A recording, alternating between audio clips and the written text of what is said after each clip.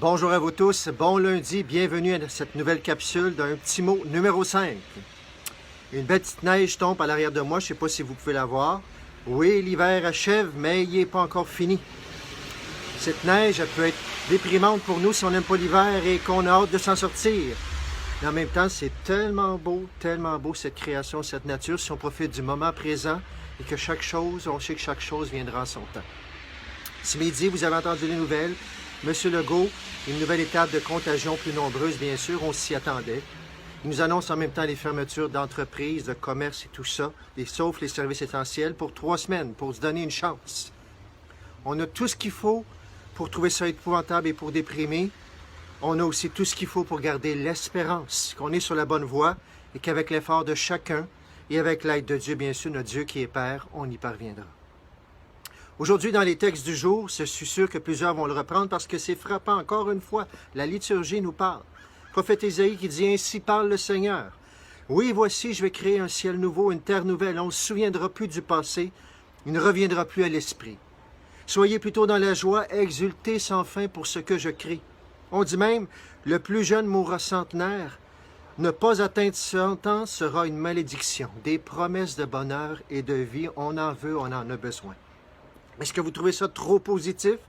Est-ce qu'un chrétien, c'est supposé être positif?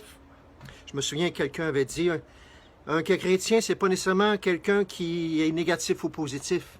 Un chrétien, c'est quelqu'un qui est réaliste. Il vit son moment présent, il vit la réalité des choses pleinement. Il ne la fuit pas, mais il a l'espérance. Il voit au-delà. Bien sûr, Dieu lui fait voir au-delà de tout ça, il veut voir le beau.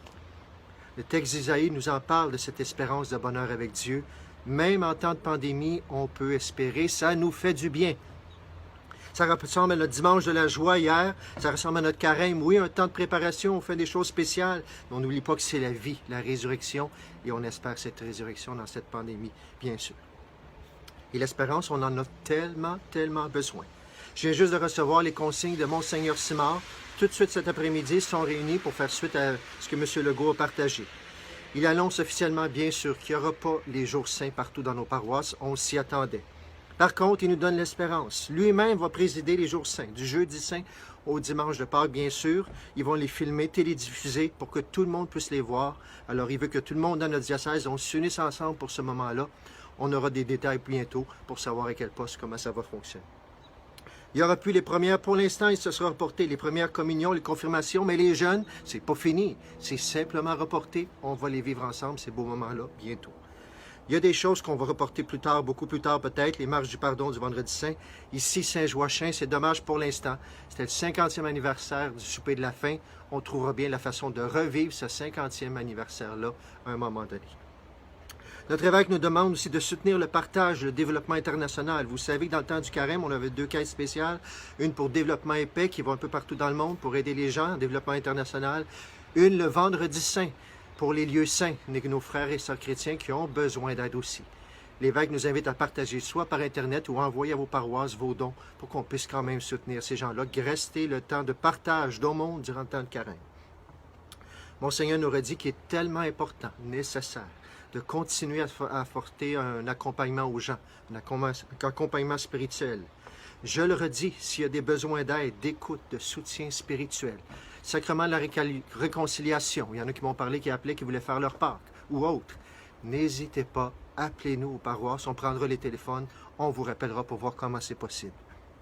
Ce mercredi, s'il y en a qui peuvent se déplacer en voiture, je serai toute la journée dans le stationnement sur le côté de la paroisse Sainte-Marguerite-Zouville. Le stationnement pas en avant, mais sur le côté, pour vous donner un temps d'écoute, un temps justement ou du sacrement du pardon, ou une bénédiction, si ça peut aider bien sûr dans le cœur.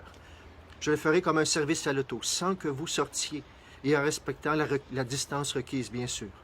Si vous désirez me voir, ou il y aura peut-être un autre prêtre avec moi aussi, appelez demain au mercredi au presbytère au 450-691-6600 pour réserver un petit 15 minutes, pour que pas tout le monde vienne ensemble. On ne veut pas des rassemblements qui ne sont pas permis. Mais un par un, c'est possible de le faire comme ça, on pourra le vivre.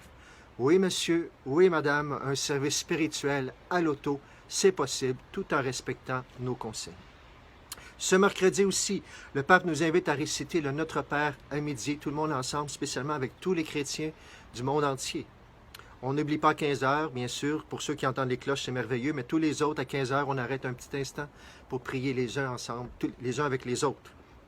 Et mercredi, c'est une grande fête dans l'Église, la fête de l'Annonciation. En France, les gens sont invités à allumer une bougie à 19h30 et à relire le texte de l'Annonciation ensemble en famille. Pourquoi pas se joindre à eux? On peut s'y joindre en prenant la Bible à 19h30, allumer une bougie, peut-être qu'on pourra allumer tous les soirs à la fenêtre ou quelque part ensemble en famille, et prendre le texte dans la Bible. Je vous le donne, Luc chapitre 1, versets 26 à 38. Relire le beau texte de l'Annonciation. Chers amis, gardons la lampe de l'espérance allumée dans nos cœurs, dans nos regards, dans notre vie, et transmettons-la autour de nous. Vous le savez, notre monde en a tellement besoin. Je termine, je nous bénis. Que le Seigneur nous bénisse, qu'il fasse rayonner cette lumière de l'espérance, qu'il nous donne la paix. Au nom du Père, du Fils et du Saint-Esprit. Amen. Au revoir, on se revoit, à bientôt.